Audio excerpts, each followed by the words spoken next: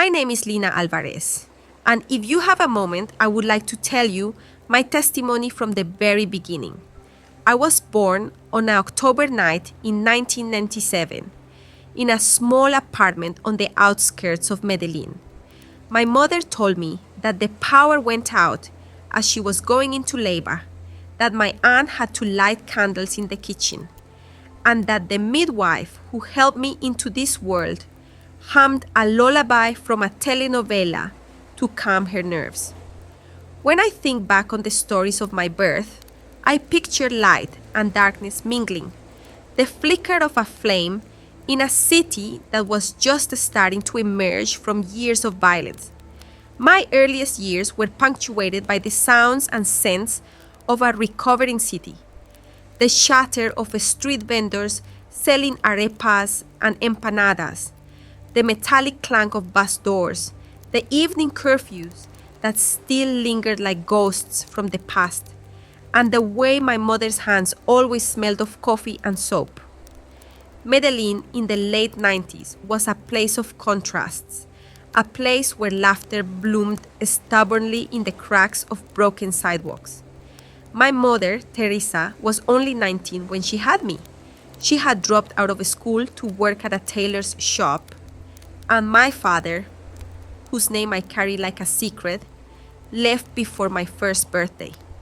According to my grandmother, he said he would go to Venezuela to find work in the oil fields and send money back. Months turned into years, and the money never came. It was my grandmother who filled in the gaps, telling me bedtime stories about heroes from her indigenous ancestry and Catholic saints who always intervened at the last minute. She would look at me with a sadness I couldn't yet interpret, telling me that life was sometimes unfair, but that God saw everything. Her belief was a comforting blanket on cold nights, but faith for me was a series of rituals. Kneel. When the priest says to, make the sign of the cross when you pass a church. Light a candle when you need something. I was dutiful, but I didn't understand what it meant to feel connected to something bigger. Even as a child, the weight of my mother's exhaustion sank into my bones. She worked 12-hour shifts at the factory, pressing collars and sewing hems, her hands calloused and sometimes bleeding from the needles. I would sit at the kitchen table doing homework by the glow of a single bulb, listening to her hum old cumbia songs while she cooked rice and beans. Sometimes she'd fall asleep with her head on the table. Sometimes she'd catch me staring and whisper, "Perdóname, mi amor, I'm tired." I'd smile and pretend everything was fine. It was during these years that I learned how to translate hunger into stories.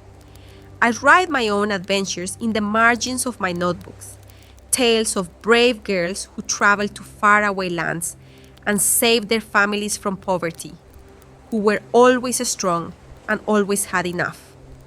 In my imaginary worlds, no mother was too tired to play. Elementary school was a blur of mismatched uniforms, teachers with permanent coffee stains on their white blouses, and the constant hum of fear that something bad could happen. The city was changing, but there were still gunshots sometimes at night, still men who disappeared and were never seen again. The school had a high cement wall topped with broken glass to deter intruders. We learned multiplication tables and grammar while listening to the distant sound of sirens. Yet there were moments of joy too. I remember our neighbor Juliana, 2 years older than me, who would drag me out of the house to play hide and seek in the abandoned lot down the street. We would run between the weeds and broken bricks, pretending we were explorers in a jungle. I remember sitting on the curb with my friends, sharing mangoes sprinkled with salt and lime, watching the clouds turn pink at sunset. For a few precious moments, we could forget where we were. My mother rarely talked about her own dreams. She never complained that she wanted more. Her biggest dream was for me to finish school and have choices she never had. When I showed interest in science, staying after class to ask questions about how the body works, pestering my teacher about the names of bones and muscles, she beamed with pride. When I told her at age 10 that I wanted to become a doctor, she laughed in disbelief and hugged me so tight I could barely breathe. Mi médica, she whispered. Mi doctora pequeña. But dreams required resources that we didn't have. High school in Medellin was free, but the hidden costs, uniforms, bus fares, textbooks, added up. My mother and grandmother scraped together every spare peso they could find, and I started working after school at a small panaderia to help. I'd wake up at dawn, go to class, rush to the bakery in the afternoons, and study in the evenings.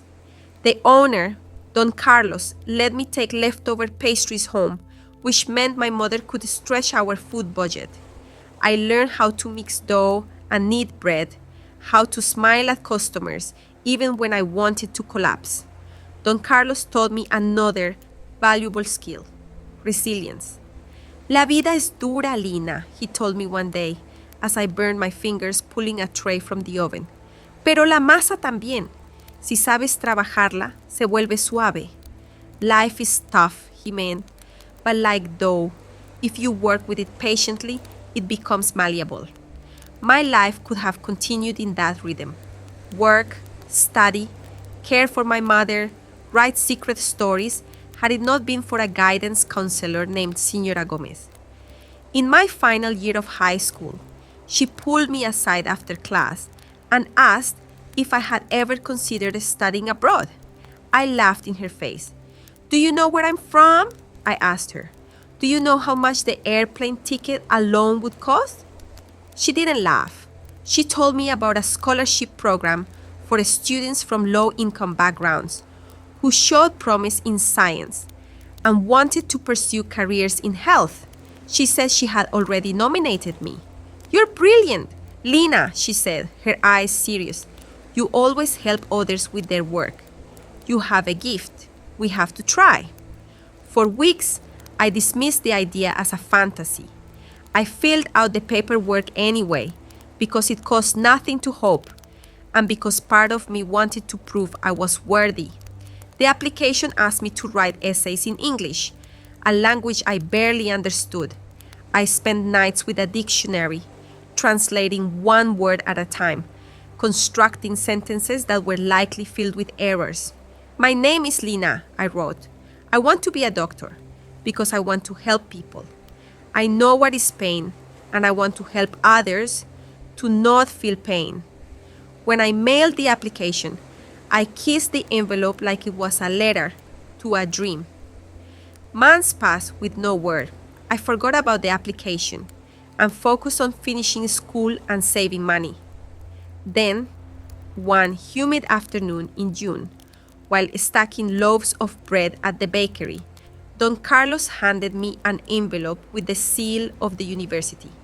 I tore it open with flour-dusted fingers. The letter inside said I had been awarded a full scholarship to study health sciences at a university in Melbourne, Australia. My hands shook. I laughed, then cried, then dropped the letter on the floor. Don Carlos hugged me. Te lo dije, he said. La masa responde. The dough responds. Telling my mother was one of the most difficult conversations of my life. She sat at our rickety kitchen table, her hands folded in her lap. When I explained that I had been offered a scholarship to study on the other side of the world, she looked at me as if I had told her I was moving to the moon. Her first reaction was fear. ¿Australia? She asked, as if tasting the word. Eso es muy lejos. No conozco ese lugar. ¿Por qué no estudias aquí? I explained how rare the opportunity was, how I could never afford such an education otherwise, how she had always told me to chase my dreams. She cried, silent tears. ¿Quién cuidará de mí? She whispered. ¿Quién va a arreglar la luz cuando se va? ¿Quién me va a escuchar cantar cuando me sienta sola? The guilt washed over me like a cold river. In that moment, I wanted to tear up the acceptance letter and stay. But my mother was braver than I gave her credit for. After a long pause, she stood up, walked to her room, and returned with a small envelope. Inside was a stack of pesos, money she had been secretly saving for years in a coffee can under her bed. Esto es para ti, she said, pressing the envelope into my hand. Para tu pasaporte, tus papeles. Prométeme que vas a volver. I promised. The night before I left, my grandmother handed me a medal of La Virgen de Guadalupe and told me she would pray for me every day. Recuerda quién eres, she said. Recuerda de dónde vienes. Remember who you are. Remember where you come from. Melbourne greeted me with cold rain and the overwhelming smell of coffee. I stepped off the plane onto a polished floor that reflected fluorescent lights, surrounded by strangers speaking with accents I didn't understand. My first days were a blur of orientation sessions and paperwork, of unfamiliar words like residency permit and student visa compliance. I had thought my English was good enough.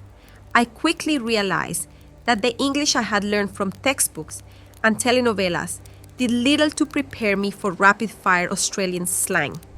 I was alone in every sense of the word. The other international students formed their own groups by country, bonding over shared languages and foods. I floated between them like a ghost, not quite fitting anywhere. The campus was vast, with manicured lawns and tall glass buildings, so different from the crowded classrooms and cracked cement of my high school. I had never felt so small. Housing was a shock. The scholarship covered tuition and a modest stipend, but Melbourne's cost of living seemed astronomical to me. I found a room in a share house with two other students, Priya from India and Hannah from rural Australia. Priya was studying engineering and cooked fragrant curries that reminded me of home in a strange, cross-cultural way. Hannah was studying philosophy and had a collection of mismatched mugs she refused to throw away. We were polite but not particularly close at first. I kept my distance, focusing on my studies and the mountain of reading assigned each week. Every day I woke up before dawn, took the tram to campus, sat in lectures where professors spoke so fast that I could barely keep up, and spent evenings in the library, dictionary at hand, translating unfamiliar terms. I would come home, cook rice and beans on a tiny stove, talk to my mother via video call when the time difference allowed, and fall asleep in a tiny bed under a scratchy blanket. I discovered early on that being a scholarship student was both a privilege and a burden. My classmates came from well-to-do families. They drove cars they had received for their 17th birthdays, wore designer clothes, and traveled on holidays. They studied because they wanted to. I studied because I had to. Failure was not an option for me. If I failed, there would be no safety net. My mother's sacrifice would be in vain. My hopes would crumble. This pressure weighed on me like a wet blanket. Every test, every assignment, every lab practical felt like a potential catastrophe. The city itself was beautiful but bewildering.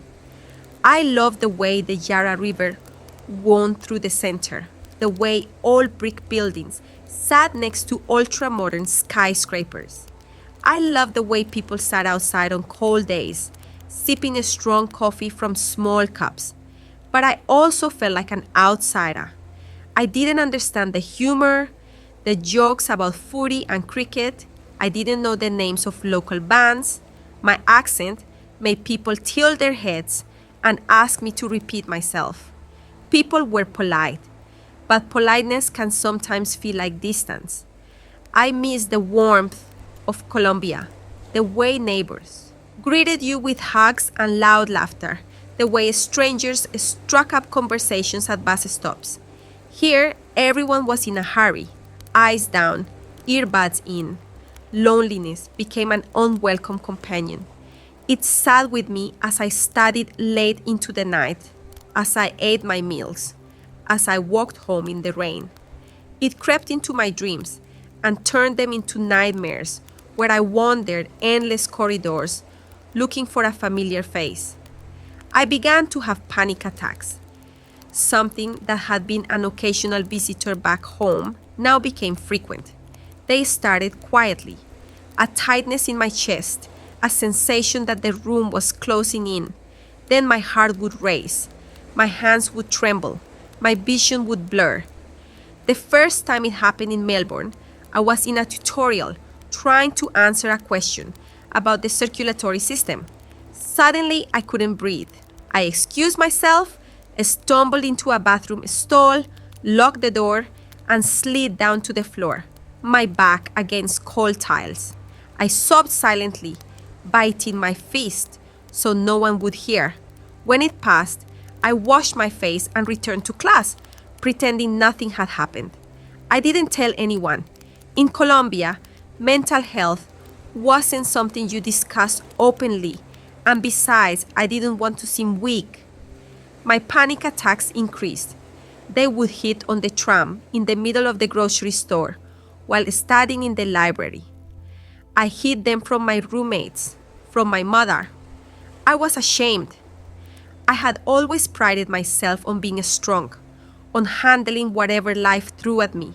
Now I was falling apart in a foreign country with no one to catch me. I started avoiding social situations, staying inside as much as possible. The city seemed hostile, too big, too loud. I began to question everything. Why had I come? Why had I left my mother alone? Was I selfish? Was I capable of doing this? There were nights I curled up in bed and considered quitting, booking a plane ticket home, and admitting defeat.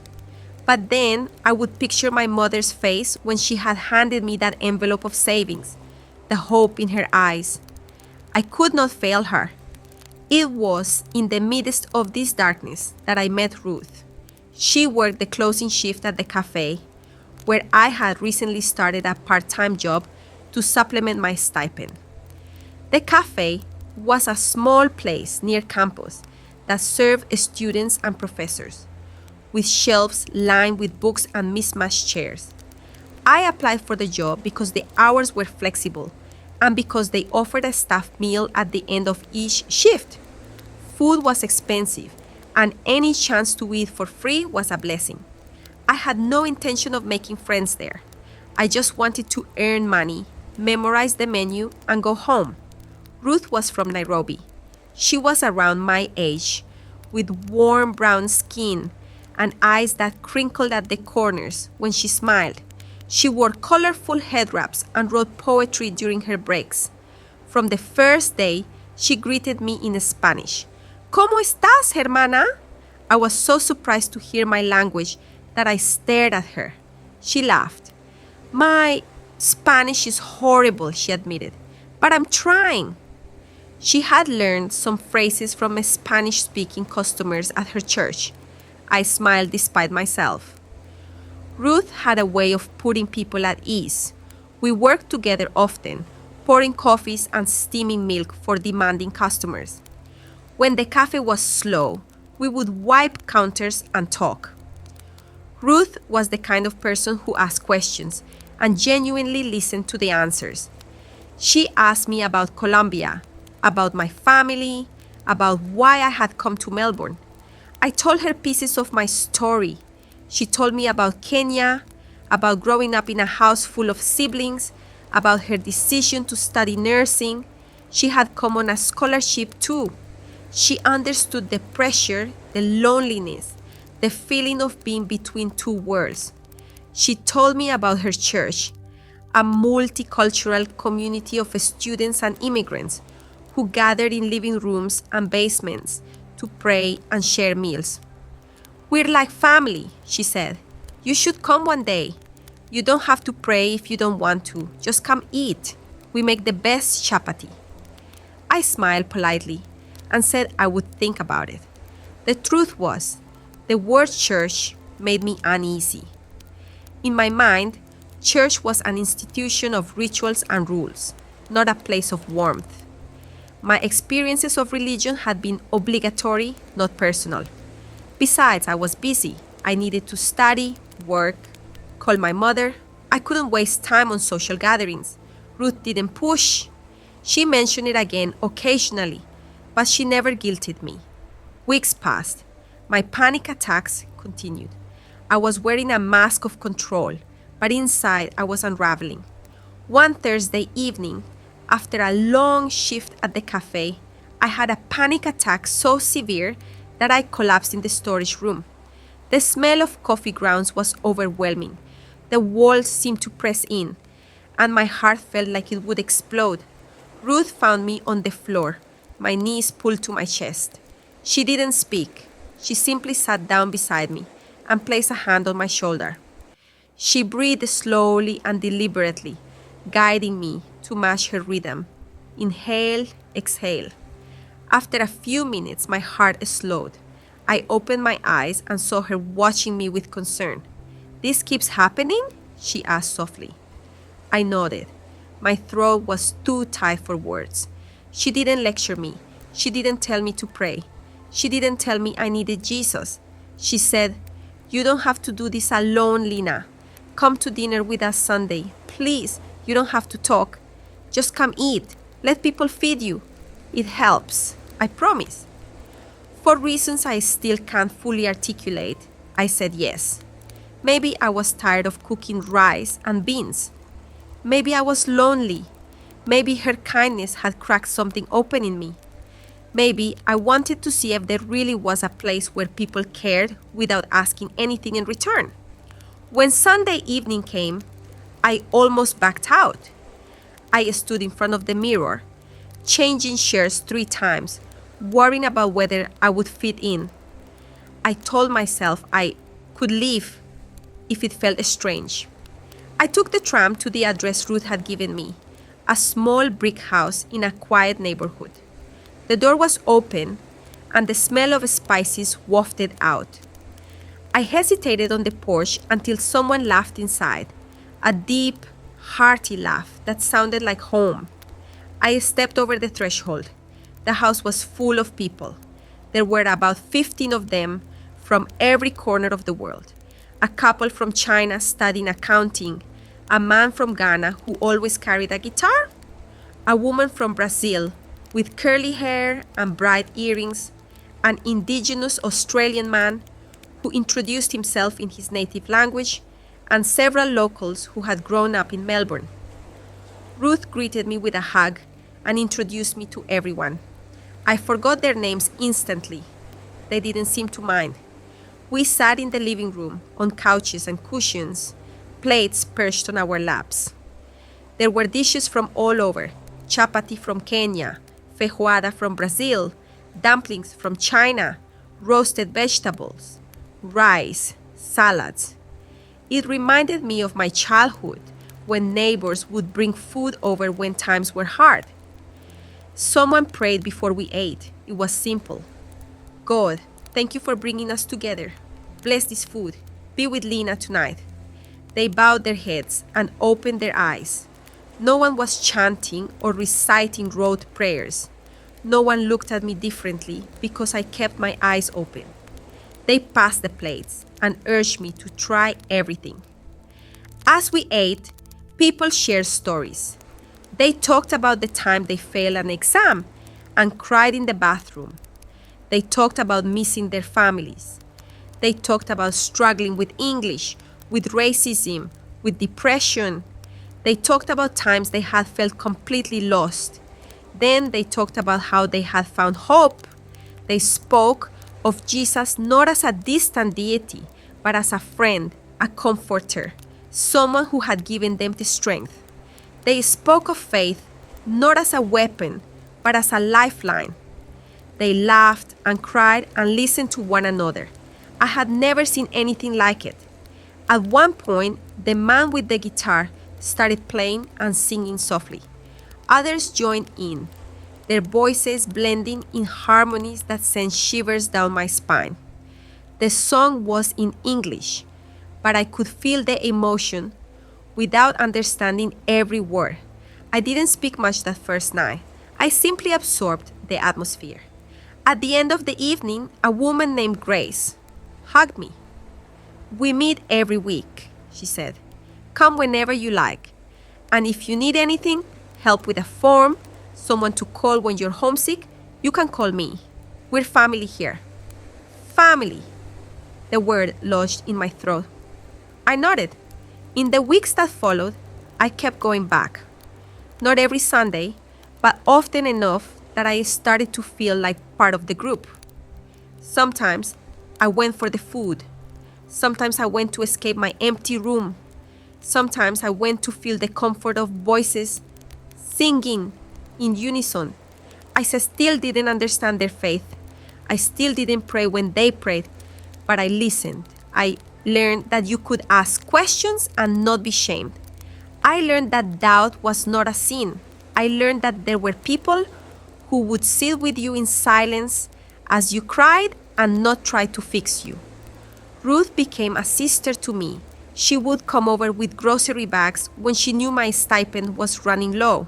She would text me verses from the Bible and tell me what they meant to her, not as dogma, but as poetry. She never pretended to have all the answers. She often said she was still learning. There was humility in her faith that drew me in. One night, we were discussing forgiveness. It was a small group within the community, about 6 of us, sitting on the floor with cups of tea. Someone had asked how you forgive someone who's hurt you deeply. People shared stories of fathers who left, friends who betrayed them, lovers who cheated. When it was my turn, something cracked open inside me. I started talking about my father. The words spilled out of me like a flood. I told them how he had left when I was a baby, how he never sent money, how I had spent years pretending I didn't care. I told them about the anger that lived inside me, anger that had become like furniture in my heart, always there, always taking up space. I told them about the night my mother cried because she didn't have money for the electric bill and how I had cursed his name under my breath. I didn't mean to cry, but tears streamed down my face. The room was silent. Then Ruth reached over and took my hand. Her grip was firm and steady. "You don't have to forgive him to be worthy of love," she said quietly. "But carrying this anger is hurting you. You can put it down." I wanted to know how. How do you let go of something that has defined you? Grace spoke up. "For me," she said, "forgiveness is not saying what they did was okay. It's letting yourself be free. And I couldn't do that on my own. I needed Jesus because he forgave me for everything I've done. He carries it. I don't have to." I shook my head. "How do you know he forgives you?" I asked. My voice was sharper than I intended. Grace smiled sadly. "Because he said so. He died to show us." "But I get it. It sounds crazy." I didn't believe it at first either. Her honesty disarmed me. This wasn't about winning an argument. It was about her experience. For the first time, I allowed myself to consider that maybe there was something real in what they believed. Not the rituals I had grown up with, but something more personal, more intimate. I went home that night and lay awake, staring at the ceiling.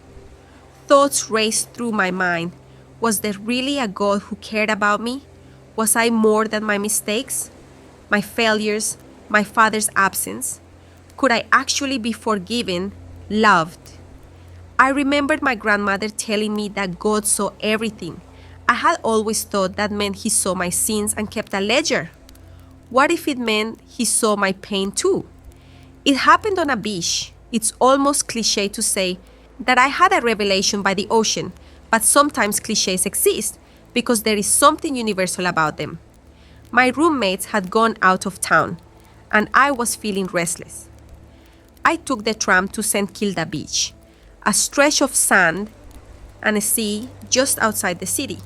It was late afternoon. The sun was low, casting a golden glow over the water. I walked barefoot on the sand, letting the cool grains slip between my toes. I watched children build sandcastles, tourists taking selfies, fishermen reeling in their lines. The sea breeze carried the smell of salt and fried fish from nearby stalls. I found a quiet spot away from the crowds and sat down. I hugged my knees to my chest and stared at the horizon. The sky was streaked with orange and pink, and the waves rolled in, steady and rhythmic. I felt very small. The vastness of the ocean made my problems feel both insignificant and significant at the same time. For a long time, I said nothing. Then, without thinking, I whispered, "If you're real, if you're there, I'm tired. I don't know how to do this anymore. I don't want to be angry. I don't want to be anxious all the time. I don't want to be lonely. If you see me, please help." It wasn't a dramatic moment. There was no thunder, no voice from the sky, no immediate sense of peace. I sat there until the sun dipped below the horizon and the sky turned a deep blue. I walked home in the dark, feeling something I hadn't felt in a long time. The faintest glimmer of hope. No certainty, not yet. But hope that maybe, just maybe, I wasn't alone. In the days and weeks that followed, small things shifted. I noticed that when I woke up in the morning, my first thought wasn't dread. I noticed that my panic attacks became less frequent. They didn't disappear, but when they came, I whispered the same words I had whispered at the beach, and they passed more quickly. I noticed that I started humming songs that Ruth had played at dinners. I noticed that I began to read the Bible out of curiosity, not duty, starting with the stories of Jesus healing people. I noticed that the more I read about him, the more I wanted to know. One evening, I was reading the Gospel of Luke, the story of the woman who touched Jesus' cloak and was healed. She had been bleeding for 12 years, considered unclean by her society, cut off from community. She thought, if I just touch his clothes, I'll be healed. She did. And he turned around and said, "Daughter, your faith has healed you. Go in peace." Those words pierced me. Daughter, peace. I had felt invisible for so long. The idea that someone could see me and call me daughter was almost too much. Tears filled my eyes. I closed the book and whispered, "Okay, Jesus, if this is you, if you can heal me, I'm yours." There was no immediate transformation. I didn't suddenly become fearless or happy. My anxiety didn't vanish. But over the next months, I noticed subtle changes. When I felt a panic attack coming, I would pray quietly, asking Jesus to calm my heart. Sometimes it worked, sometimes it didn't, but I no longer felt alone in my struggle. When I studied, I felt less crushing pressure. When I messed up at work, spilling milk or burning toast, I didn't spiral into self-loathing. I began to see grace in small things. In a friend bringing me soup when I was sick. In a professor who gave me an extension when my grandmother died and I flew home for the funeral. In a stranger who smiled at me on the tram. My faith grew quietly, like a plant reaching for sunlight. When I decided to follow Jesus, it was personal and private at first. I didn't tell my mother right away. I wasn't sure how she would react. Although she was culturally Catholic, she had never been particularly religious. I worried she would think I had joined a cult or that I would become judgmental. I worried she would feel I was abandoning our traditions. I also worried about my extended family. Colombia is a religious country, and converting away from Catholicism can be seen as betrayal. But the more I live in this new way, the more I realized I couldn't keep it to myself. I told my mother, during a call one evening. We were discussing my classes, and I said casually, "Mamita, I've been going to a small church here with friends. It's helped me a lot." She looked at me through the screen, her brow furrowed. "¿Una iglesia? ¿Cuál?" she asked.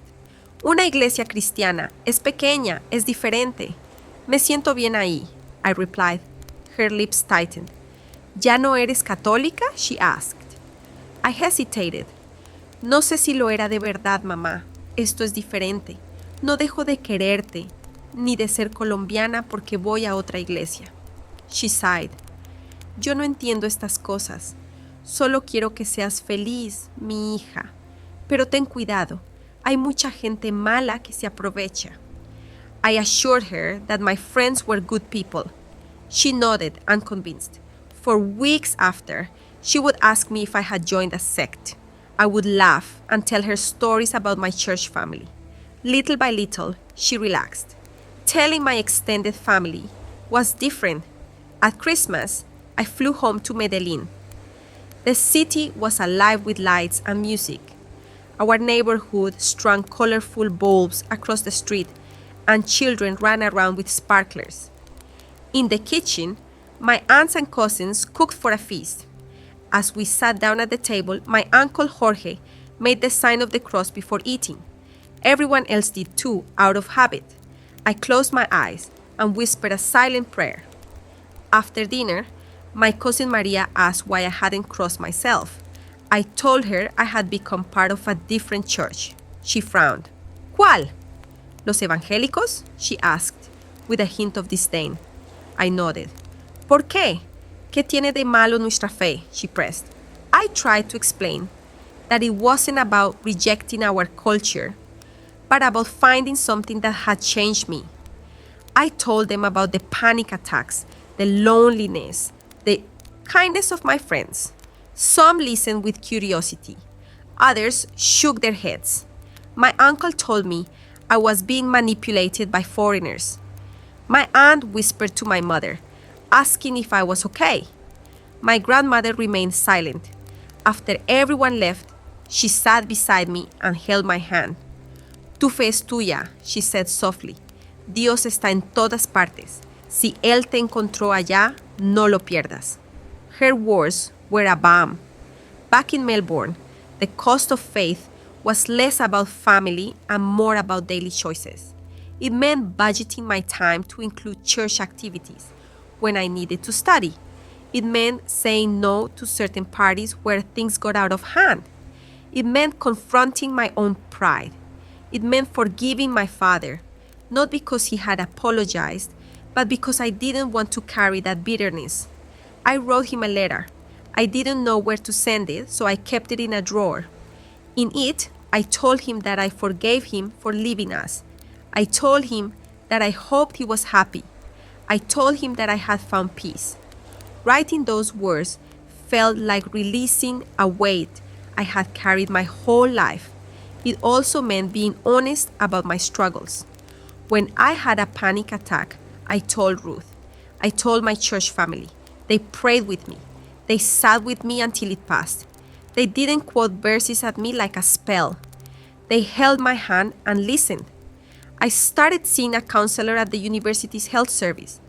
At first, I felt ashamed to need professional help. In Colombia, therapy is still stigmatized. But I realized that faith and mental health care can work together. My counselor taught me breathing exercises, cognitive strategies, and how to challenge my own distorted thoughts. My church provided community and spiritual support. Together, they helped me heal. Over the next few years, my life stabilized. I graduated from the health science program with honors. I got a job as a nurse at a local hospital, working in the mental health unit. It was challenging and humbling. Every day, I met people who felt broken, people who had been rejected by their families, who had lost everything, who battled with inner demons. My own experiences with anxiety and loneliness allowed me to empathize. I wasn't an expert who had it all together. I was a fellow traveler who had found a bit of light. I would listen to patients talk about their fears and think back to my own nights on the bathroom floor. I would tell them, it gets better, you are not alone. I couldn't preach in the hospital, but I didn't need to. Love transcends religion. I could show kindness, patience, and compassion. I could treat them with dignity. On Sundays, I still gathered with my church family. We were a bigger group now. People came and went. Some left when they graduated or moved away. New students arrived. We prayed, sang, ate. We celebrated births, weddings, and graduations. We mourned together when someone's visa was denied and they had to leave. We babysat each other's children. We translated official documents. We helped each other find jobs. We were, in every sense, a family. Ruth and I remained close. She finished her nursing degree and returned to Nairobi to work at a clinic. We still call each other often. She is married now, expecting her first child. When I told her I was writing this testimony, she laughed and reminded me of the night she found me in the cafe storage room. See, she said, he had a plan. My relationship with my mother evolved. She never fully understood my conversion, but she respected it. When she visited Melbourne for my graduation, she came to church with me. She sat in the back, hands folded, watching people sing and clap. Afterward, she hugged Ruth and said thank you. My extended family slowly accepted that my faith wasn't a phase. When my grandmother passed away, my church community contributed to the funeral costs and sent flowers. My Aunt Maria asked me one day if I still prayed in Spanish. Sí, I said. Dios entiende todos los idiomas. God understands all languages. I never saw my father again. I heard through a distant cousin that he had died in Venezuela, lonely and poor. When I learned this, I felt a mixture of sorrow and relief. Sorrow that he had lived without reconciliation. Relief that my anger had not calcified into hatred. I wrote his name in my Bible and prayed for him. I told God I hope he had found peace. Today, I live in Melbourne full time. I work as a nurse in the same hospital where I did my placements. I specialize in mental health because I know what it's like to feel like you're drowning. I am part of a community that spans continents. I speak to my mother every week. She is older now, her hair more gray, her hands still strong. She still works part-time at the tailor's shop because she likes to keep busy. She volunteers at the church near our old apartment in Medellin. She tells me she lights a candle for me every Sunday. I tell her I pray for her. We laugh. I still have moments of anxiety. I still feel small sometimes, but I am no longer defined by fear. I am no longer driven by anger. I no longer carry the loneliness that once threatened to swallow me. When I walk past the Yarra River on my way to work, I breathe in the crisp air and smile. I think about the girl who arrived in this city, frightened and fragile. I think about the woman I've become. I am not perfect. I still make mistakes. I still eat cereal for dinner sometimes because I'm too tired to cook. But I am at peace. I know who I am. I know whose I am. If you have listened to this long story, thank you. I tell it not because I think everyone must follow the path I walked, but because stories matter. They remind us that we are not alone, that others have walked through darkness and found light, that it is possible to heal. Maybe you are sitting in a library somewhere, dictionary in hand, overwhelmed and scared. Maybe you're on a tram, heart racing, wondering if you're the only one who can't breathe. Maybe you're on a beach at sunset, whispering a prayer you're not sure anyone hears. I want you to know that I see you. I don't know your story, but I know the feeling of being unseen. I know the weight of carrying anger and fear. I know the relief of laying it down. Life is not easy. I won't pretend faith solves all problems. I still struggle. but I have found a love that doesn't depend on my performance, a peace that doesn't disappear when I fail, a family that isn't bound by blood. I found Jesus in a foreign country among strangers who became sisters and brothers. I found him in the kindness of a woman who sat with me on a storage room floor. I found him in the pages of a book that had always been there, waiting for me to read it with new eyes. I found him by the ocean when I whispered a tired prayer. If he could find me, a girl from Medellin who didn't even know how to ask for help, he can find anyone. I didn't deserve it. That's the beauty of grace. It's a gift. It has been several years since I first stepped into that little house for dinner with Ruth and her friends. The group has changed. People have moved. Some have drifted away. New people have arrived. But the core remains. We gather, we eat, we listen, we pray. Sometimes the conversations are light, sometimes heavy. There are babies now who crawl between our legs as we pass plates. There are older students who come back after years away, telling us how their faith carried them through difficult times. There are skeptics who come for the food and stay for the community, just as I once did. We welcome them all. We don't demand belief. We don't demand conformity. We simply open the door and make extra food. One evening, a first-year student from Vietnam named Min came to dinner. He sat quietly in the corner, his shoulders hunched, his eyes scanning the room. After dinner, he pulled me aside. "Why do you do this?" he asked. "Why do you invite strangers?" I thought for a moment. "Because someone invited me once," I replied. "Because someone saw me when I was hiding. Because love changed me. And because I can't keep it to myself." He nodded slowly.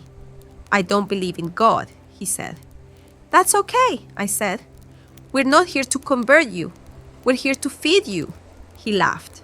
Months later, he told me he had started praying quietly in his room, not because of theology, but because he felt something when we sang that he couldn't explain, because he saw how we treated each other, because he wanted what we had. I tell that story not to boast, but to illustrate how small acts ripple outward. Ruth's invitation changed my life. My invitation may change someone else's. We never know. That is the beauty of stories and kindness. You plant a seed, and sometimes you get to see it grow. Sometimes you don't. Either way, you keep planting. To give a fuller sense of how this journey has unfolded, I want to slow down and trace some of the moments that shaped me, lingering over the textures of ordinary days and the minute details that often go unnoticed. These details may seem small in isolation, but together they weave the fabric of a life. In the narrow alleys of my childhood neighborhood, stray dogs would weave between our legs as we walked to the market. My grandmother would grip my hand tightly, the skin of her palm rough from years of cleaning and cooking. We passed houses painted in fading pastels, each one bearing the marks of its inhabitants. A bicycle leaned against the wall, a flower pot cracked and patched with twine, a hand-painted sign advertising tamales. The smell of fried plantains and roasting corn hung in the air. Vendors shouted their wares, competing with the blaring radios that played vallenato. Sometimes soldiers patrolled our street, their rifles slung casually across their backs, their eyes scanning for trouble. The presence of armed men became a backdrop to our routine, like the stray cats that slept on warm car hoods. We learned to live alongside both, acknowledging their existence without letting them dominate our days. In the afternoons, when the heat made the asphalt shimmer, my friends and I would chase each other down the hill, our flip-flops slapping the ground, our laughter echoing off concrete walls.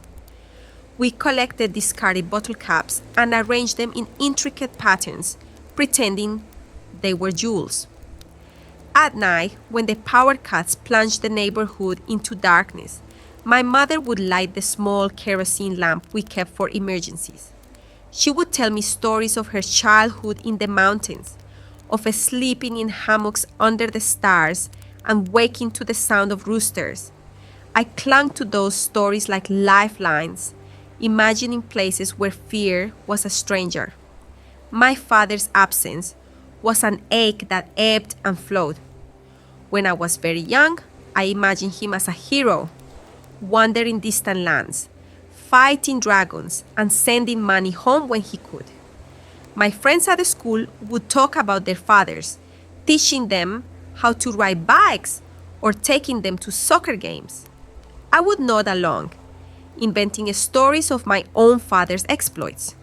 At home, I would lie on my stomach on the cool tile floor and fill pages of a spiral-bound notebook with drawings of a tall man with thick eyebrows and kind eyes, always returning with gifts. As I grew older, those fantasies gave way to anger. When my mother struggled to pay the electricity bill, when the landlord threatened to evict us, when the refrigerator was bare, my thoughts turned bitter. How could he have left? How could he have chosen a new life over us? I wrote letters in my journal that I never sent, pages filled with questions and accusations. I imagined what I would say if I ever met him, that I didn't need him, that we had survived without him. At the same time, a part of me still longed for his approval, for him to appear and apologize, to fill the void that he had created. That tension between anger and longing shaped much of my adolescence. It fueled my drive to succeed, to prove that I didn't need anyone. It also fueled my anxiety, the sense that something fundamental was missing. High school was more than a series of classes. It was a crucible. I remember the competition to qualify for the regional science fair. The school could only send 2 students, and there were 5 of us vying for the spots. We spent weeks designing experiments and writing reports. My project was on the effects of polluted water on the germination of beans. I collected samples from the river near our neighborhood and compared them to samples from a cleaner source. My data was meticulous, my presentation polished. On the day of the selection, I presented in front of a panel of teachers who sipped coffee and whispered among themselves. As I spoke, I felt my voice tremble. This wasn't just about beans. It was about proving that I belonged in a world of science. When the results were posted and my name was listed second, I felt a mixture of triumph and guilt. My friend David, who had presented a project on solar energy, had not been chosen. He hugged me anyway, whispering that I deserved it. Our friendship survived that competition, but the experience taught me that success often comes with sacrifice. It also taught me that to pursue my dreams, I would sometimes have to accept opportunities that others coveted. The scholarship application process was a labyrinth. The forms were long and complicated, asking questions that I had never considered. Describe your community involvement. Detail any awards or honors received. Explain how you plan to contribute to the field of health sciences. Each prompt forced me to articulate why I wanted to pursue this path. Late into the night, I sat at our kitchen table with a Spanish-English dictionary, translating phrases like personal statement and extracurricular activities. I wrote and rewrote my essays, trying to convey my passion without sounding naive. My mother hovered nearby, offering cups of herbal tea and words of encouragement. At one point, when I was stuck on how to end my essay, she said, "Write from your heart, mi amor. They need to see who you are." I scribbled until my hand cramped, telling the truth about my fears and hopes, about watching our neighbor die from untreated diabetes because she couldn't afford medication, about wanting to return to Medellin someday to improve healthcare.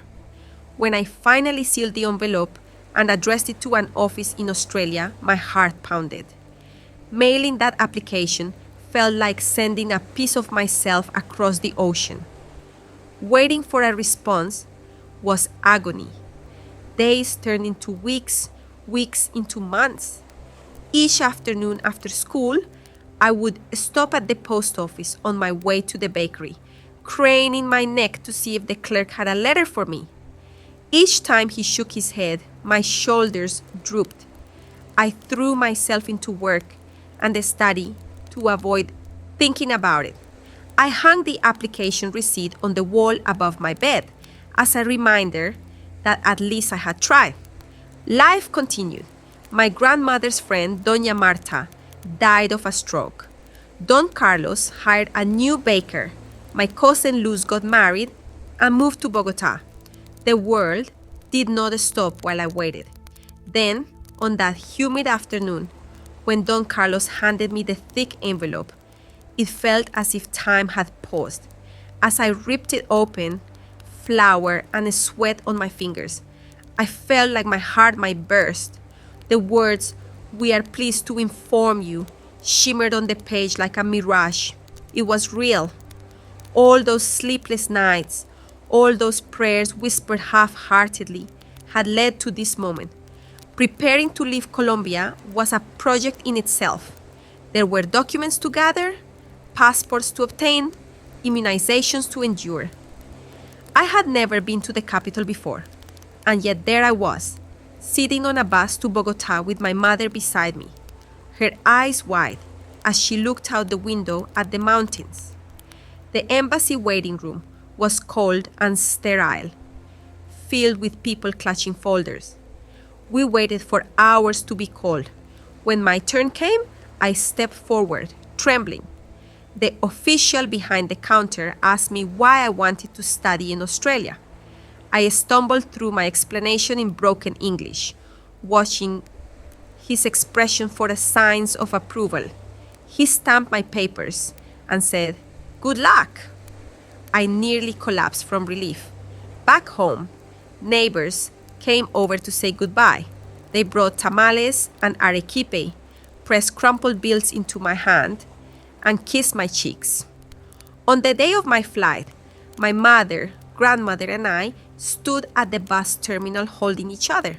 My grandmother pressed the medal of La Virgen de Guadalupe into my palm and closed my fingers around it. "No estás sola," she whispered. "You are not alone." The journey itself was surreal. I had never been on a plane before. The moment the wheels lifted off the ground, my stomach dropped and a laugh escaped my lips. Through the tiny window, I watched Medellin shrink, the red roofs and green hills blending into a patchwork. Clouds enveloped us, and for a moment everything outside was white. During the long flight, I sat sandwiched between strangers, my legs cramped, my mind racing. At the layover in Panama, I wandered through the terminal in awe, listening to announcements in languages I couldn't understand. I bought a bottle of water that cost more than an entire meal back home and felt guilty.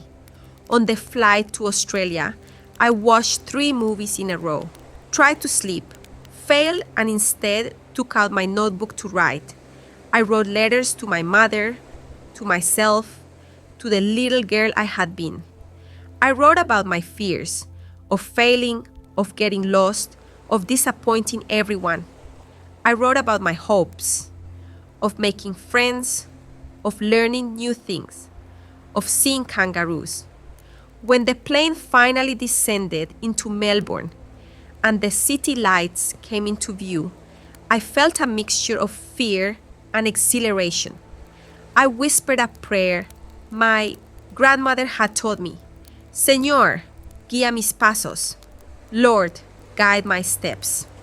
Those first weeks in Melbourne were a whirlwind of culture shock. The city's rhythm was different from Medellin's. People lined up for buses instead of crowding on, and they rarely talked to each other during the commute. Pedestrians obeyed the walk signals. The trams glided silently down the streets. I had to remember to look the opposite way when crossing. The traffic flowed on the left. I kept bumping into people because I instinctively moved to the right. At the supermarket, I was overwhelmed by choices: 50 kinds of cereal, 10 different brands of milk, fruits I had never seen. My first lecture on anatomy was delivered in a lecture hall that seemed enormous compared to my high school classroom. The professor's accent was thick, and the slides were filled with technical terms. I sat in the front row, scribbling notes furiously, my heart pounding. During breaks, I tried to make small talk with classmates, but my jokes fell flat. I missed the easy banter of home, the way people teased each other without malice. I missed the smell of coffee brewing in the neighborhood bakery. I missed the warmth of familiar hands. The job at the cafe was both a blessing and a challenge. The first shift, I burned milk twice, frothed it into foam that overflowed the pitcher and dripped onto the counter. A customer asked for a flat white, and I stared at him, having only ever made tinto back home. My manager, a stern woman named Sue, sighed and showed me how to pour milk to create a smooth layer of microfoam. I practiced until my wrists ached. The sound of the espresso machine became a metronome for my days. Customers snapped their fingers, demanded almond milk, complained about the temperature of their coffee. Sometimes I wanted to scream. Other times I found comfort in the routine: grind beans, tamp, pull shot, steam milk, pour. It was a dance. At the end of the night, when the last cup had been washed and the chairs were flipped onto tables, the quiet of the cafe felt like a sanctuary. Sue would lock the door, and we would sit on bar stools, eating leftovers and talking about nothing and everything. It was in that space that I met Ruth, who would become one of the anchors of my life. Without a job, our paths might never have crossed. Anxiety crept into my daily life like a shadow stretching across the floor. It announced itself with a quickened heartbeat when I woke up, with shortness of breath when I boarded crowded trams, with a knot in my stomach when I sat down to take an exam. I became hyper-aware of my body, monitoring each sensation for signs of impending panic. The worst episodes were like waves crashing over me. My vision would blur, my ears would ring, my thoughts would spiral. What if I faint? What if everyone sees? What if I never calm down? Sometimes I would crouch under my desk in the library, pretending to tie my shoe while trying to slow my breathing. Sometimes I would lock myself in a bathroom stall, press my forehead against the cool metal, and wait. The fear of having a panic attack became, in itself, a trigger. It was exhausting. And yet, there were moments when the city broke through the fog. I would wander down Hosier Lane and stare at the layers of street art, colors and shapes overlapping in chaotic beauty. I would sit by the Yarra River at lunchtime and watch rowers glide past, their movements synchronized. I would step into the State Library and lose myself among towering shelves of books. Those moments reminded me why I had come: to learn, to grow, to see beyond the borders of my neighborhood. Meeting Ruth more deeply was a gift wrapped in poetry. She carried a small notebook in her apron pocket, and during slow periods at the cafe, she would scribble down lines in Swahili and English. When I told her I liked to write stories, her eyes lit up. "Let's trade," she said one day. "You show me one of yours, I'll show you one of mine." She read my tale about a girl who used a magic thread to mend her mother's heart and cried. "It's beautiful," she said. "You should publish it." I laughed, embarrassed. Ruth's poetry was raw and full of imagery. Rivers that remembered their names, cities built on bones, prayers whispered into the wind. She wrote about leaving Nairobi, about missing the scent of her mother's ugali, about her brother's laughter. She wrote about God, not in abstract terms, but as someone sitting beside her in the dark.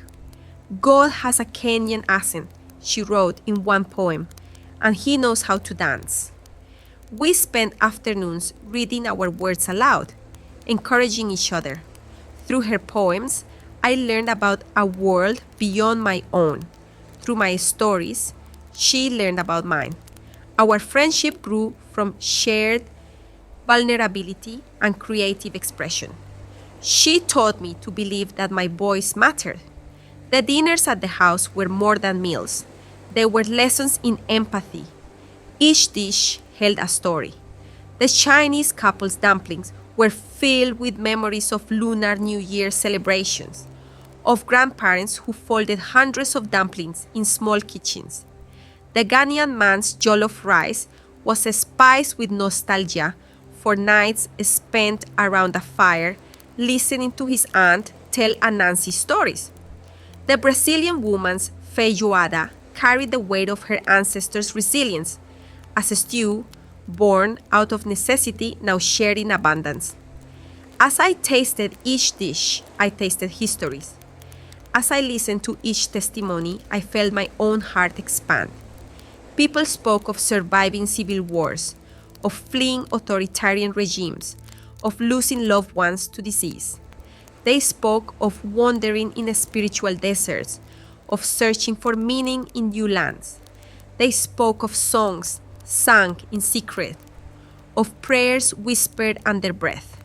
They spoke of moments when they felt abandoned and moments when they felt held. Over time, I realized that the God they spoke of was not confined to a church building. He was present in kitchens and living rooms, in whispered conversations and boisterous laughter. He was present in tears and in joy. The warmth of those gatherings thawed parts of me that had been frozen for years. Therapy was a turning point I resisted and then embraced. I remember sitting in the University Health Center, filling out an intake form that asked me to rate my mood on a scale of 1 to 10. I wanted to scribble "it depends" across the page. My therapist, Dr. Patel, was a calm woman with kind eyes.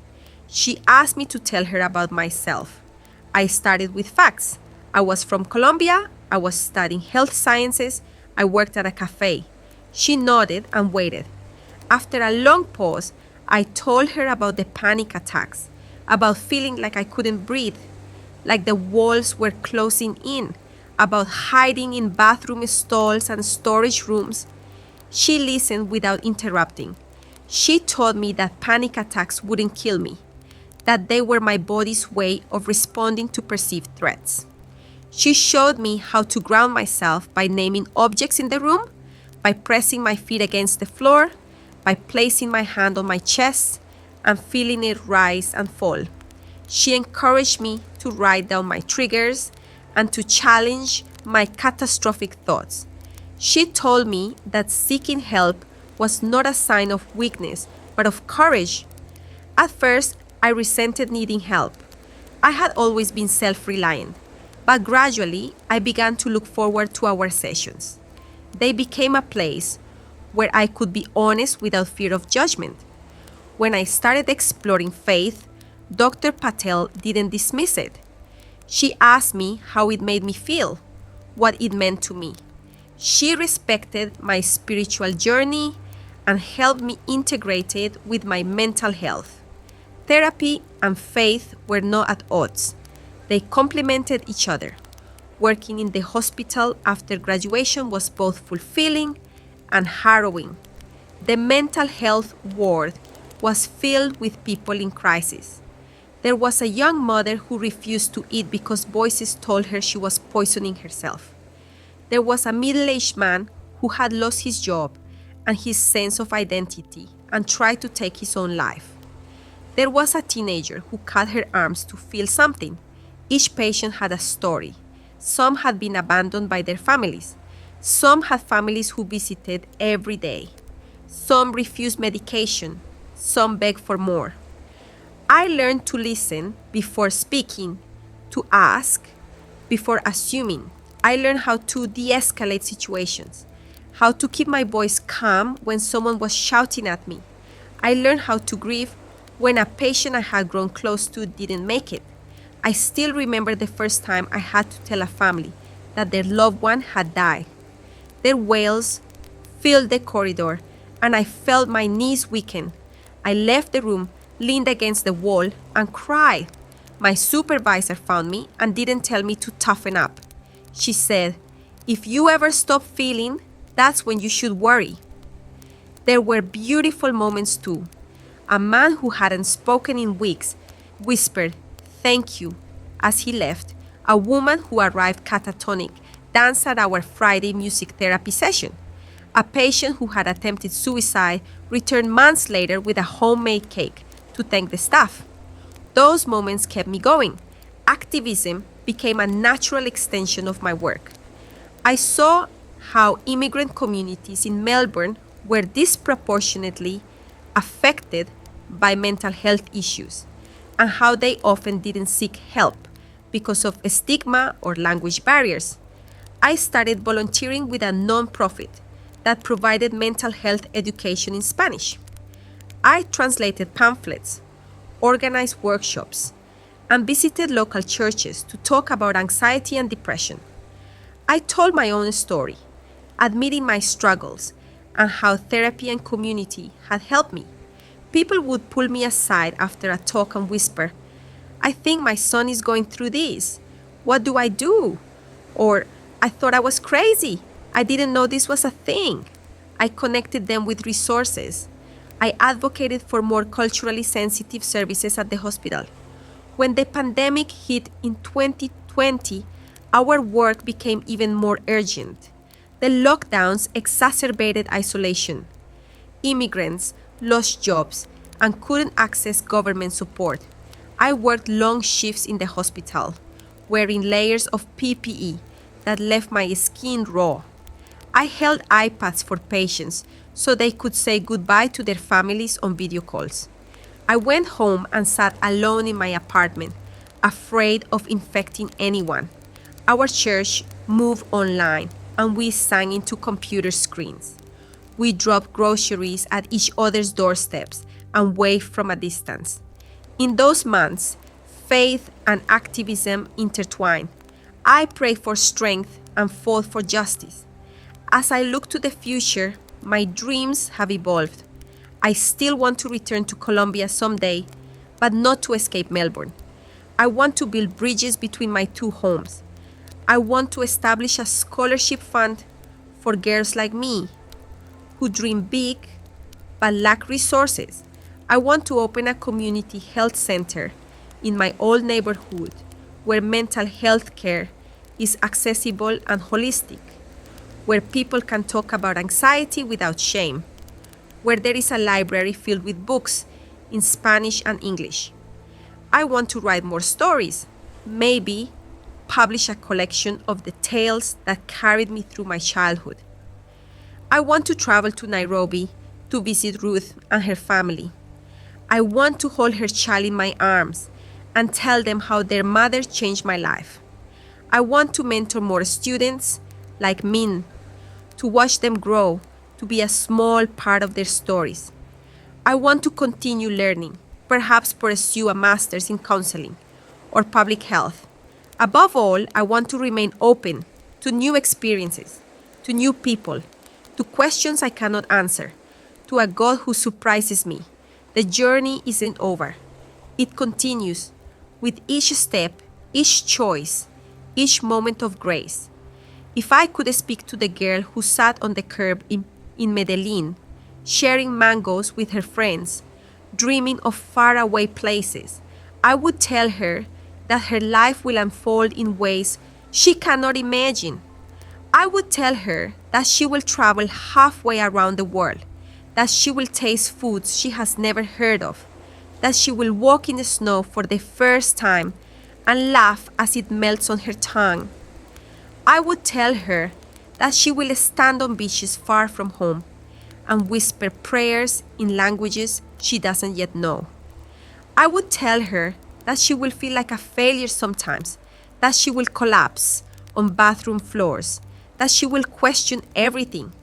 I would tell her that she will also find friends who become family, that she will be part of weddings and births and funerals for people she hasn't met yet.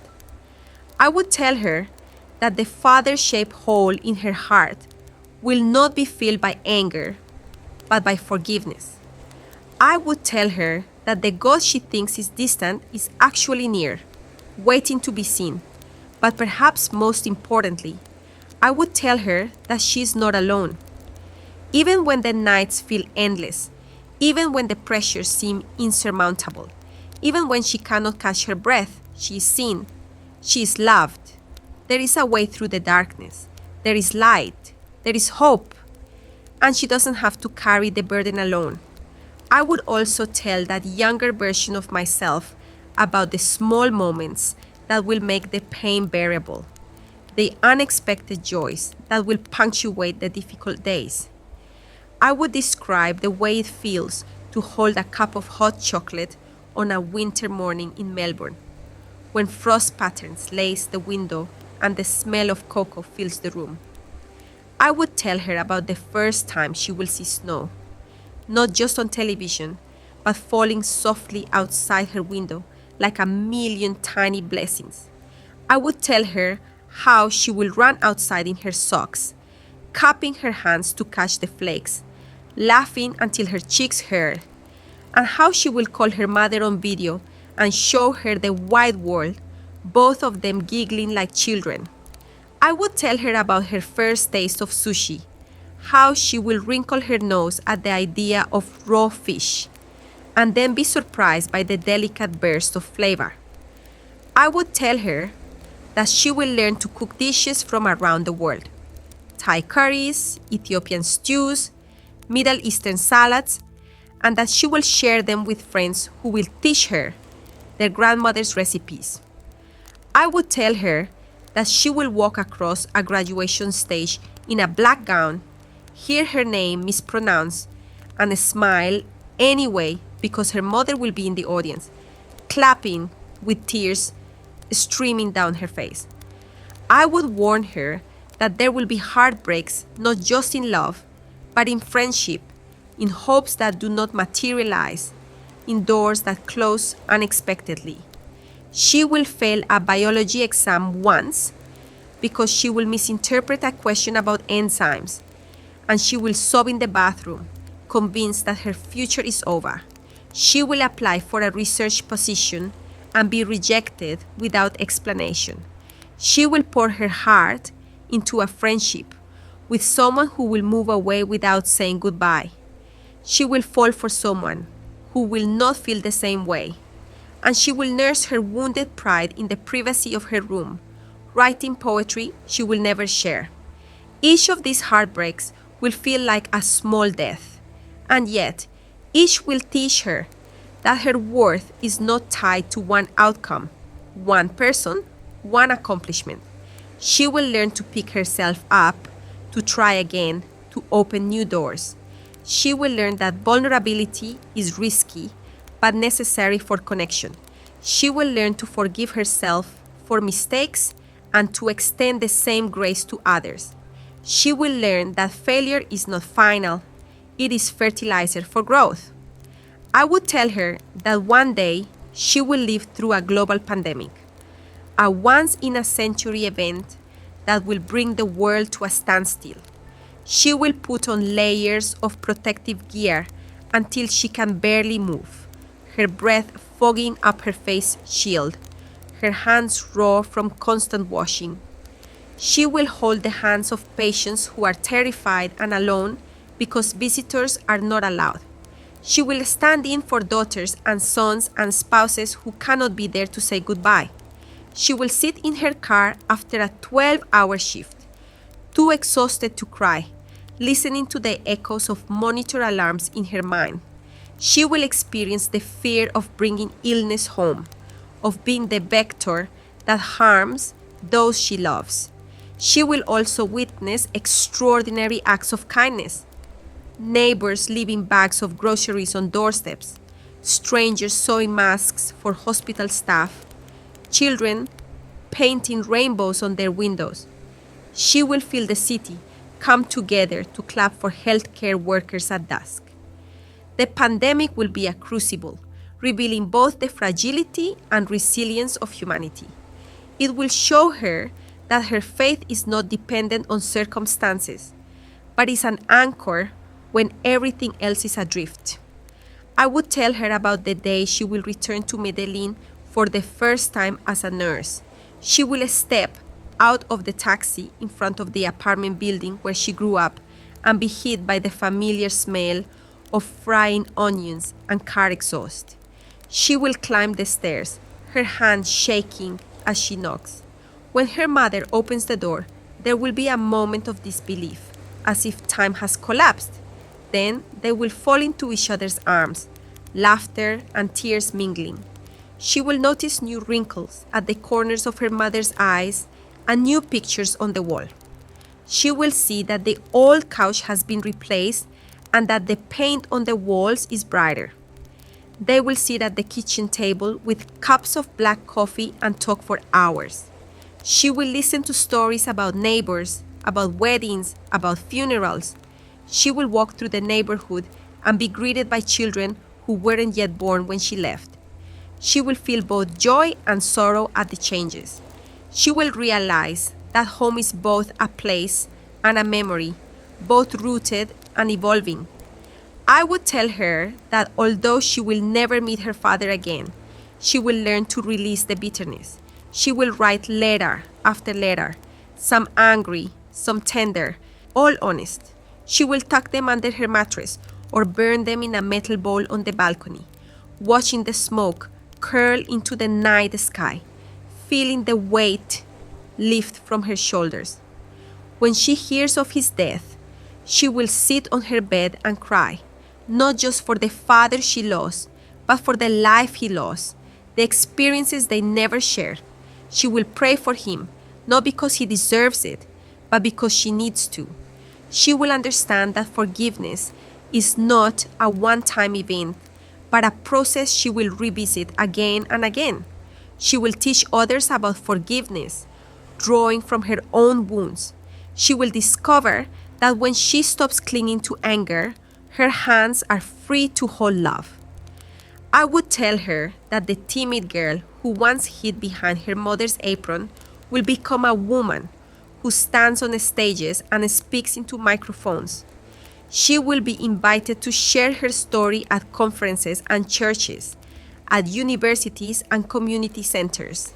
She will tremble before walking on a stage, but when she begins to speak, she will see nodding heads and teary eyes, and she will know that her story resonates. She will receive emails from strangers thanking her for giving words to feelings they thought were theirs alone. She will sit at her desk late into the night responding to these messages, her fingers flying over the keyboard, tears blurring her vision. She will publish essays and poems.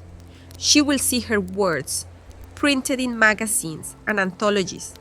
She will hold a copy of her own book, the pages filled with the stories that once kept her company on lonely nights.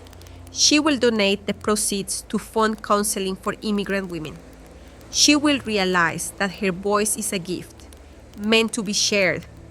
I would tell her that one day she will return to Colombia not just to visit, but to work. She will collaborate with local doctors and community leaders to open a clinic in her old neighborhood. She will navigate bureaucracy, raise funds, negotiate prices for medical equipment. She will feel frustrated and elated in equal measure. She will sit in a room with women from her community and teach them about anxiety, depression, postpartum blues. She will listen as they share stories they have never told anyone. She will run workshops on nutrition, on disease prevention, on how to advocate for themselves in a healthcare system that often ignores the poor. She will hire local women to work at the clinic, providing jobs and dignity. She will start a library in the waiting room, stocked with books donated by friends in Melbourne. She will see children curled up on plastic chairs, devouring stories while they wait for their appointments. She will realize that this, combining science and story, healthcare, and hope, is what she was made to do. I would tell her that she will find love, not the dramatic, firework kind of love from movies, but a steady, gentle love that grows over time. She will meet someone who will see her not as a project to be fixed, but as a partner to be cherished.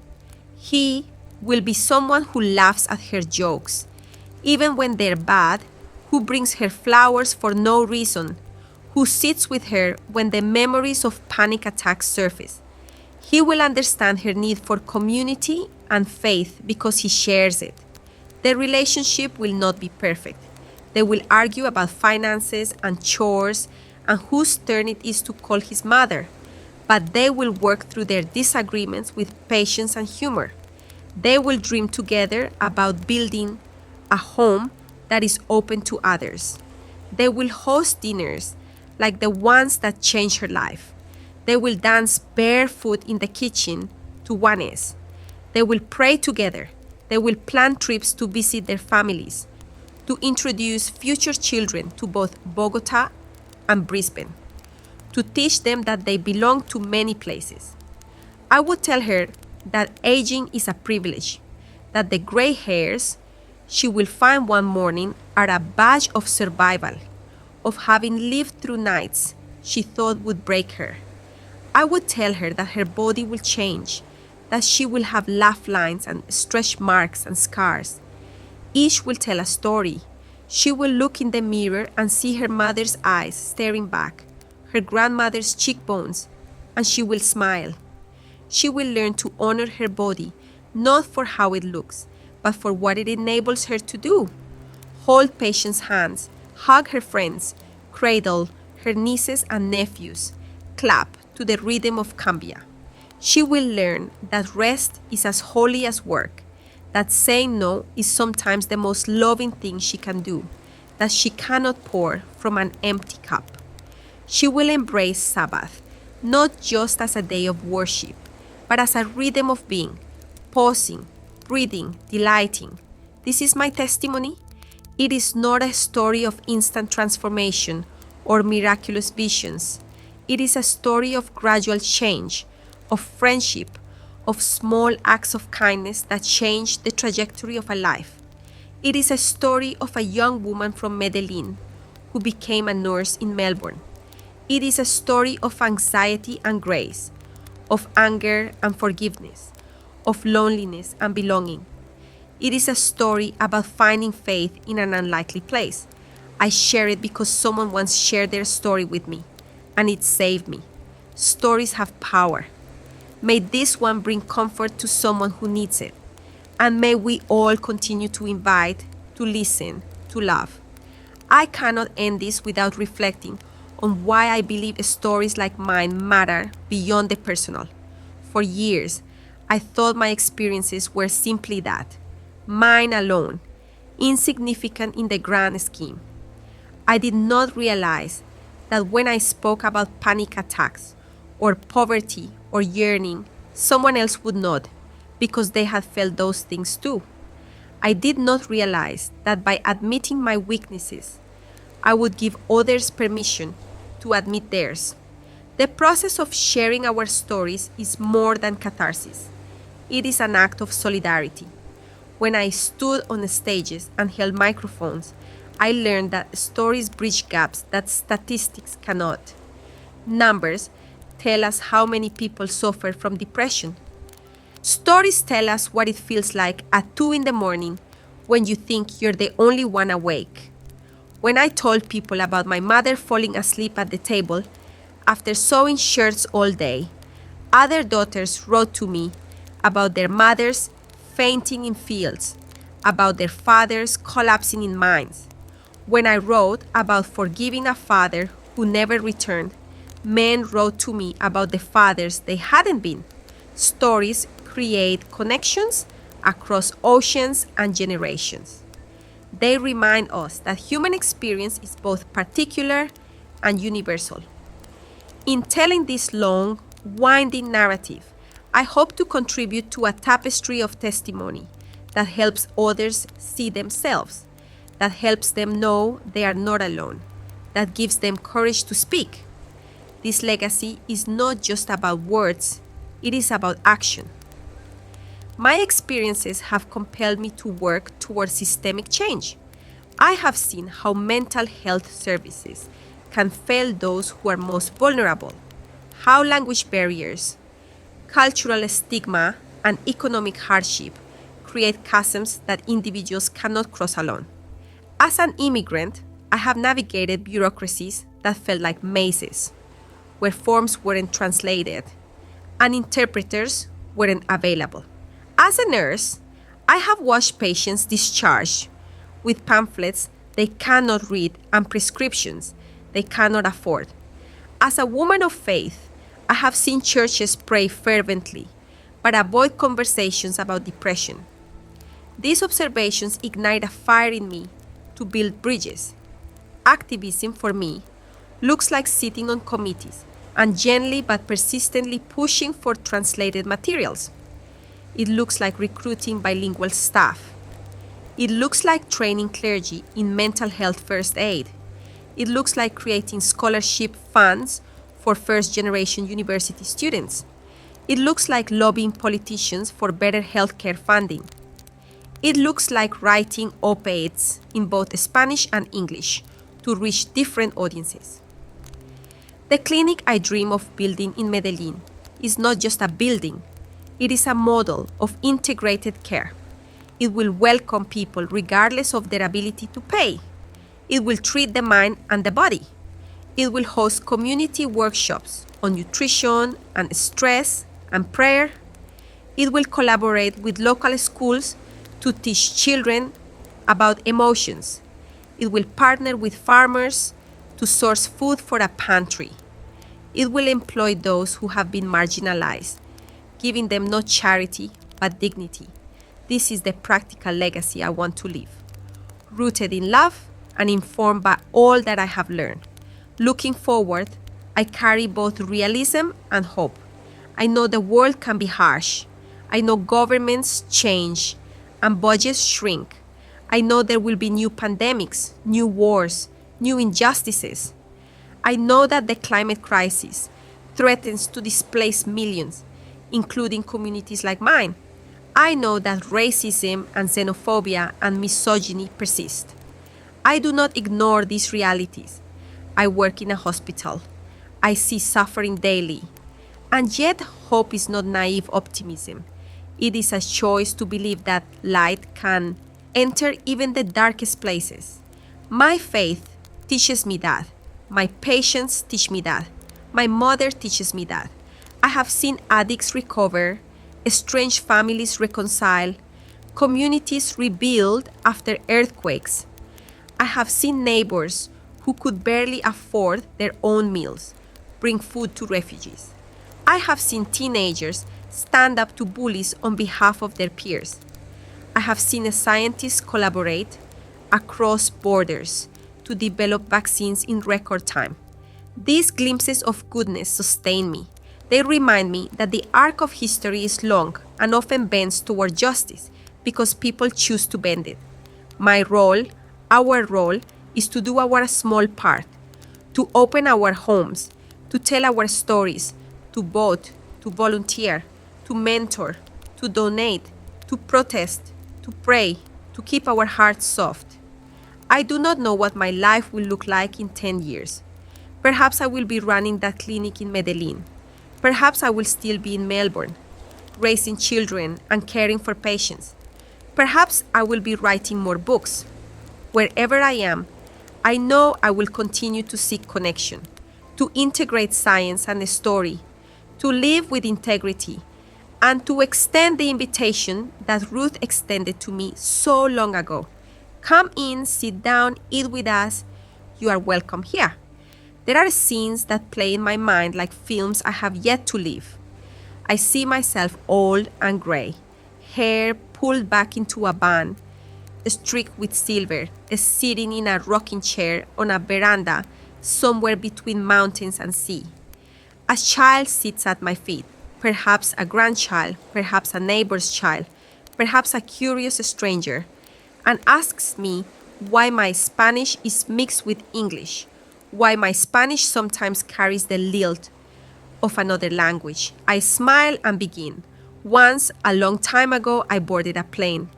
I tell them about Medellin and Melbourne, about mangoes and snowflakes, about panic and peace. Their eyes widen and they interrupt with questions. Did you really faint in a storage room? Did you really see kangaroos? Did you really forgive your father? I answer truthfully. I do not sanitize my story for their ears. I tell them that healing is messy, that courage often looks like showing up when you want to hide. I watch their faces soften as they realize they too are allowed to be imperfect. I hand them a book, maybe one I wrote, maybe one by another author, and encourage them to keep reading, to keep asking questions, to keep telling their own stories. In another scene, I am in a conference room filled with policymakers and community leaders. Charts and graphs adorn the walls. We are discussing funding for mental health services in immigrant communities. A politician speaks about budgets and deficits. I clear my throat and recount the story of a man who died by suicide because he couldn't access services in his language. I tell them about a woman who drove for 2 hours every week to attend group therapy because nothing closer would accept her insurance. I speak their names into the space, refusing to let them become statistics. The room falls silent. Numbers are necessary, but faces are persuasive. After the meeting, a young staffer approaches me, tears in her eyes, and says she had never thought about this issue from a personal perspective. She thanks me for humanizing the data. Policy is changed not by numbers alone, but by stories that move hearts. I leave the building feeling tired but hopeful, knowing that each meeting is a step toward a more equitable world.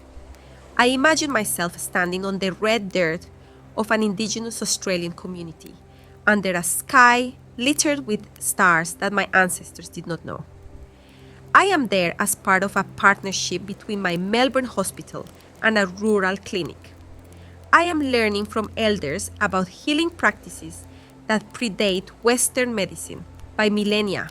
I am not the expert here. I am the student. A woman paints my face with ochre and tells me stories about the land, about Dreamtime. I tell her about Colombia, about the myths of La Llorona and El Mojan. We find common ground in our respect for rivers and mountains. We talk about how trauma is stored not just in individuals, but in communities and landscapes. We brainstorm ways to integrate mental health care that honors both science and culture. The process is slow and requires humility, but it feels sacred. Bridges built across such differences are bridges that can withstand storms. I see myself in Nairobi, in Ruth's kitchen, the scent of chapati frying in the air. Her children run in and out, giggling, their hair tied in colorful ribbons. We chop vegetables together and reminisce about the cafe, about Sue and her stern face, about the awkwardness of our first dinner. Ruth tells me about her own journey, the joys and challenges of returning to Kenya, the work she's doing at the clinic, the poems she still writes. We laugh until our sides ache, then fall into comfortable silence. Later, we sit under a jacaranda tree, purple blossoms falling around us like confetti, and we pray for each other.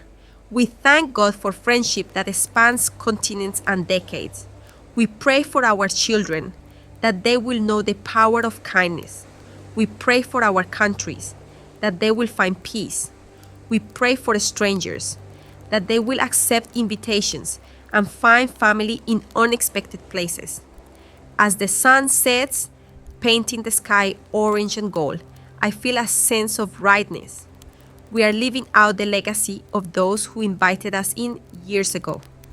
Finally, I see myself walking through the streets of my old neighborhood in Medellin with a group of young girls from the clinic.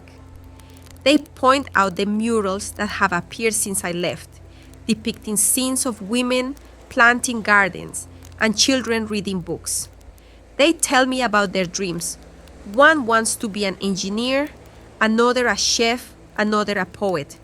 I listen and encourage them. We stop at the park where I used to play hide and seek with Juliana. The swings are new, the broken glass on the walls has been replaced with barbed wire that glints in the sunlight. I sit on the bench where my grandmother once peeled oranges for me and breathe in the smell of rain on hot pavement. These girls do not know a Medellin governed by curfews and fear. They know a city of possibility. I tell them that possibility is fragile and must be nurtured. I tell them about the day the power went out when I was born and how candles illuminated the kitchen. I tell them that they are candles in this community, bringing light. I do not know if they fully understand, but I see determination in their eyes. As we part ways, they hug me, and I realize that the story continues. Not just my story, but the story of resilience and hope passed down like a treasured recipe. Each generation adds its own spices, its own flavor, ensuring that the meal is never the same, and yet always nourishing. And so, if you are listening to my voice now, perhaps on a bus, with strangers pressed around you, perhaps in your bedroom, with headphones blocking out the noise of family arguments, perhaps walking along a beach somewhere I've never seen, know this: your story matters. You may think your days are insignificant, that your fears are silly, that your dreams are unattainable. You may think you are the only one who wakes up with dread or goes to sleep with loneliness. You are not. The details of your life, the smell of your grandmother's perfume, the shape of the shadow cast by the tree outside your window, the sound of your father's footsteps, are threads in a tapestry that only you can weave. Do not underestimate the power of sharing them. When you speak, when you write, when you create, you offer someone else a mirror in which to see themselves. You offer them company in the dark. And when you listen to the stories of others with an open heart, you expand your own world. You learn that there are as many ways to be human as there are humans, and yet we all crave the same things: to be seen, to be safe, to be loved. That knowledge breeds compassion. Compassion breeds action. Action breeds change. This is how we transform our neighborhoods, our cities, our countries, not through grand gestures alone, but through the accumulation of countless small acts of hospitality and courage. This is how we honor those who lit candles for us when we were born in the dark. This is how we ensure that the light never goes out.